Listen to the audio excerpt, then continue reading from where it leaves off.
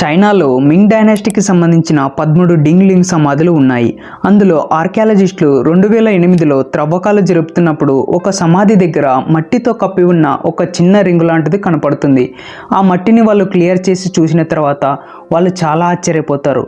ఎందుకంటే అది రింగ్ కాదు, అది ఒక గోల్డ్ రింగ్ వాచ్. ఆ వాచ్ వెనుక స్విస్ అని కూడా రాసి ఉంది. ఆ రింగ్ వాచ్లో టైం 10:06గా ఫిక్స్ చేసి ఉంది. 1365 నుంచి 1644 వరకు చైనాను పాలించిన మింగ్ డైనాసిటీ రాజుల సమాధులు ఇక్కడ ఉన్నాయి. తర్వాత 400 సంవత్సరాల వరకు అంటే 2008 వరకు ఈ సమాధుల దగ్గర ఎవ్వరూ త్రవ్వకాలు జరపలేదు. ప్రపంచంలో మొదటగా రింగ్ వాచ్ను 1754లో ఫియరీ అగస్టిస్ కార్న్ అనే ఫ్రాన్స్ వ్యక్తి తయారు చేశాడు. స్విట్జర్లాండ్లో 19th సెంచరీలో ఫస్ట్ రింగ్ వాచ్ను తయారు చేయడం మొదలుపెట్టారు. మరి 16th సెంచరీలో మూసివేసిన మింగ్ డైనాసిటీ సమాధిలో ఈ స్విస్ మేడ్ వాచ్ ఎలా దొరికింది? స్విట్జర్లాండ్లో తయారైన వస్తువులపైన స్విస్ మేడ్ అని రాయడం 19th సెంచరీ నుంచే మొదలుపెట్టారు. ఈ రింగ్ వాచ్ను సైంటిస్టులు టెస్ట్ చేసి చూస్తే అది 19th సెంచరీలో తయారు చేశారని వాళ్ళు ఖచ్చితంగా చెప్పేశారు. 19th సెంచరీలో తయారు చేసిన స్విస్ మేడ్ రింగ్ వాచ్ 400 సంవత్సరాలుగా చైనాలో మూసి ఉన్న మింగ్ డైనాసిటీ సమాధిలో ఎలా వచ్చింది? కొంతమంది నిపుణుల అభిప్రాయం ప్రకారం రింగ్ వాచ్ని టైం ట్రావెల్ ద్వారా అక్కడికి తీసుకువెళ్ళినట్టు నమ్ముతున్నారు. అయితే ఆ రింగ్ వాచ్ను అక్కడికి ఎవరు తీసుకువెళ్లారు, ఎలా తీసుకువెళ్లారు? ఈ గోల్డ్ రింగ్ వాచ్ అనేది ఇప్పటికీ ఒక పెద్ద మిస్టరీగానే ఉంది.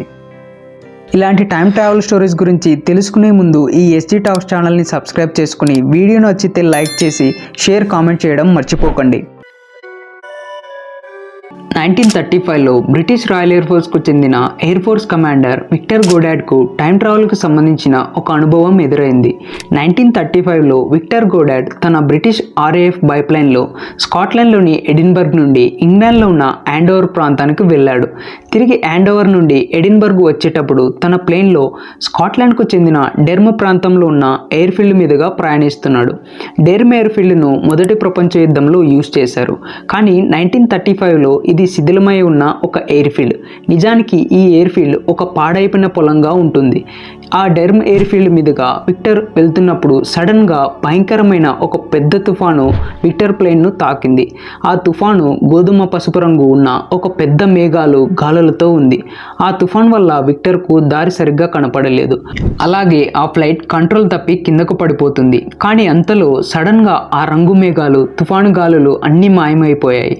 ఆకాశం మొత్తం ప్రశాంతంగా సూర్యకాంతితో వాతావరణం చాలా క్లియర్గా మారిపోయింది. అప్పుడే ప్లేన్లో ఉన్న విక్టర్కు కింద డెర్మ్ ఎయిర్ఫీల్డ్ పైన ఆశ్చర్యం కలిగించే దృశ్యాలు కనపడ్డాయి. ఆ పాడైపోయిన ఎయిర్ఫీల్డ్లో కొత్త హ్యాంగర్ కట్టడాలతో కొత్తగా కట్టినట్లు కనపడుతుంది. ఆ ఎయిర్ బేస్ మీద 4 విమానాలు పసుపు రంగు పెయింట్ వేసి ఉన్నాయి. కానీ 1935లో విమానాల కలర్ సిల్వర్ కలర్లో ఉండేవి. ఆ విమానాల్లో ఒక విమానం విక్టర్కు కొత్తగా కనపడింది. అలాంటి దాన్ని ముందు ఎప్పుడూ చూడలేదు.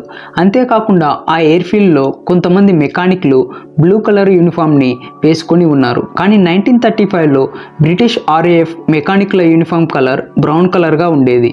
అలా కొత్తగా కనపడుతున్న డెర్మ్ ఎయిర్ఫీల్డ్ను చూస్తున్న విక్టర్కు ఏమీ అర్థం కాలేదు. అంతలో ఆ తుఫాన్ మళ్ళీ విమానాన్ని చుట్టుముట్టింది. ఆ తర్వాత తుఫాన్ దాటుకొని విక్టర్ ఎడిన్బర్గ్ను చేరుకున్నాడు. విక్టర్ తన టైం ట్రావెల్ క్లిప్ అనుభవాన్ని, అక్కడ చూసిన విషయాలను అందరికీ చెప్పాడు. కానీ ఎవ్వరూ నమ్మలేదు. కానీ ఆ తర్వాత విక్టర్ చూసిన విధంగానే 1939లో బ్రిటిష్ RAF మళ్ళీ డెర్మ్ ఎయిర్ఫీల్డ్ను కొత్తగా మార్చి తిరిగి రెండో ప్రపంచ యుద్ధానికి ఉపయోగించడం మొదలుపెట్టింది. 1935లో డెర్మ్ ఎయిర్ఫీల్డ్లో విక్టర్ చూసిన విమానాల మాదిరిగానే 1939లో విమానాల కలర్ సిల్వర్ నుండి పసుపు రంగుకు మార్చారు. అలాగే విక్టర్ చూసిన కొత్త ప్లేన్ 1939లో మ్యాజిస్టర్ అనే మోనోప్లేన్ బ్రిటిష్ RAF తీసుకుని వచ్చింది. RAF మెకానిక్ యూనిఫామ్ కలర్స్ కూడా బ్రౌన్ నుండి బ్లూ కలర్కు మార్చడం జరిగింది. విక్టర్ గోడాడ్ తన టైం ట్రావెల్ క్లిప్ అనుభవాన్ని, అక్కడ చూసిన విషయాల గురించి 1975లో ఫ్లైట్ టువర్డ్స్ రియాలిటీ అనే బుక్ని కూడా రాశాడు. పాల్ డైనస్ అనే వ్యక్తి స్విట్జర్లాండ్లో జర్మన్ మరియు ఫ్రెంచ్ భాషలను టీచింగ్ చేసే ఒక టీచర్. పాల్ డైనస్ ఒక అమ్మాయిని ప్రాణానికి ప్రాణంగా లవ్ చేశాడు. కానీ ఆ అమ్మాయి బాగా రిచ్ పర్సన్ను పెళ్లి చేసుకుని వెళ్ళిపోయింది. ఈ లవ్ ఫెయిల్యూర్తో పాల్ డిప్రెషన్లోకి వెళ్ళిపోయి హెల్త్ బాగా పాడు చేసుకున్నాడు. ఈ కారణంగా పాల్ డైనస్కు 1920లో స్లీపింగ్ ఇల్నెస్ డిసీజ్ వచ్చింది. ఈ డిసీజ్ ఉన్న వాళ్ళకి మతిమరుపు, నిద్ర ఎక్కువ పోవడం, కోమా లక్షణాలు ఉంటాయి. ఈ డిసీజ్ ఉండడం వల్ల పాల్ డైనాచ్ కొన్ని రోజుల పాటు గాఢ నిద్రలో ఉండిపోయి తొందరగా నిద్రలేచేవాడు కాదు. కానీ 1921లో పాల్ డైనాచ్కు ఈ వ్యాధి ఎక్కువ అవ్వడంతో కోమాలోకి పూర్తిగా వెళ్ళిపోయాడు. పాల్ మళ్ళీ 1922లో కోమా నుండి లేచాడు. కానీ ఇక్కడే తన జీవితంలో మర్చిపోలేని ఒక సంఘటన జరిగింది. కోమాలో ఉన్నప్పుడు తన కలలో చూసిన అద్భుతమైన సంఘటనలను గుర్తుపెట్టుకున్నాడు. దాని గురించి ఎవ్వరికీ చెప్పలేదు, ఎందుకంటే ఎవరు నమ్మరు కాబట్టి. తన కోమాలో జరిగిన ప్రతి చిన్న విషయాన్ని తన పర్సనల్ డైరీలో 800 పేజీలతో క్లుప్తంగా రాశాడు. పాల్ తన ఆరోగ్యం పూర్తిగా కోలుకున్న తర్వాత గ్రీస్ వెళ్ళి అక్కడ ఒక కాలేజీలో ఫ్రెంచ్ భాషను టీచ్ చేయడం మొదలుపెట్టాడు. అక్కడ జార్జ్ అనే స్టూడెంట్ పాల్కు బెస్ట్ ఫ్రెండ్ అయ్యాడు. 1924లో పాల్ స్విట్జర్లాండ్కు తిరిగి వెళ్ళేటప్పుడు తన పర్సనల్ డైరీని గిఫ్ట్గా ఆ స్టూడెంట్ జార్జ్కు ఇచ్చి ఇందులో ఉన్న విషయాలను ఎవ్వరికీ చెప్పొద్దని మాట తీసుకుంటాడు. జార్జ్ పాల్ పర్సనల్ డైరీలో ఉన్న విషయాలను చదివి ఆశ్చర్యపోతాడు. ఆ డైరీలో ఏముందంటే 1921లో పాల్ కోమాలో ఉన్నప్పుడు 3900 సంవత్సరంలో యాక్టెన్ నుండి కోలుకుంటున్న ఆండ్రియన్ నార్థమ్ అనే వ్యక్తి శరీరంలో మేల్కొన్నట్లు ఆ పుస్తకంలో వివరించాడు. ఇంకా 3906 సంవత్సరంలో పాల్ నార్థమ్ శరీరంలో లేచి చూసినప్పుడు చుట్టూ అద్దాల గోడతో ఉన్న హాస్పిటల్లో గుర్తించలేని కొంచెం విచిత్రమైన మనుషుల ముఖాలతో కొంతమంది పాల్ చుట్టూ నిలబడి చూస్తున్నారు. అక్కడ ఏం జరుగుతుందో పాల్కి అస్సలు అర్థం కాలేదు. అక్కడ హాస్పిటల్లో ఒక డాక్టర్ పాల్కి అద్దంలో తన ఫేస్ని చూపించినప్పుడు తన ఫేస్ కాకుండా కొత్త ముఖం అద్దంలో కనపడడంతో చూసి భయపడిపోయాడు. కానీ కొంత టైం తర్వాత పాల్ నార్థమ్ శరీరంలో 3900 సంవత్సరంలో నిద్రలేచాడని అర్థమవుతుంది. పాల్ ఒక సంవత్సరం పాటు 3900 సంవత్సరంలోనే ఉంటాడు. అక్కడ పాల్కు జేగర్ అనే ఒక ప్రొఫెసర్ ఫ్రెండ్గా అవుతాడు. అంతేకాకుండా పాల్ 1921 నుండి 3900 వరకు గత 2000 సంవత్సరాలలో భూమి మీద భవిష్యత్తులో జరగబోయే విషయాల గురించి ఆ డైరీలో ఈ విధంగా రాసి ఉంది. 20 మరియు 21వ శతాబ్దంలో ప్రపంచ యుద్ధాలు జరుగుతాయి. 2000 నుండి 2300 సంవత్సరాల మధ్య కాలంలో భూమి మీద జనాభా పెరిగిపోయి పర్యావరణం పూర్తిగా నాశనం అయిపోతుంది. ఈ టైంలో ప్రజలు చాలా ఇబ్బందులు పడతారు. దేవుణ్ణి నమ్మడం పూర్తిగా మానేస్తారు.